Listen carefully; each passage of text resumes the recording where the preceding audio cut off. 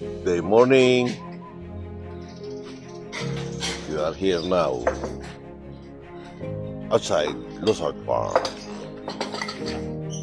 Kasi magbe-breakfast tayo dito sa Luzard Farm. This is the day the Lord had made. We will rejoice and be glad on it. You are my happy place.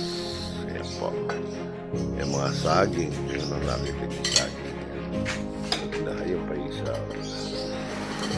Diyan kami pumipitas ng aming makakain. Ito yung ating upuan. Ito po ay mahogany. Yan po, may kumakain na. This is the day the Lord had made. We will rejoice and be glad on it. Yan po. Medyo may konting renovation tayo. Yun. Nagkalagay po tayo ng accommodation.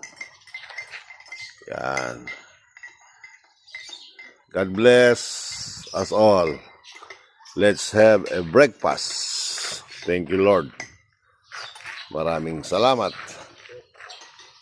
sa breakfast. And we will pray.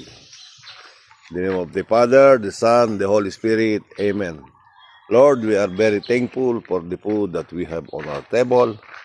Bless us, O Lord, for this food that we need to partake. And bless the needy people who cannot afford this food. And bless us all.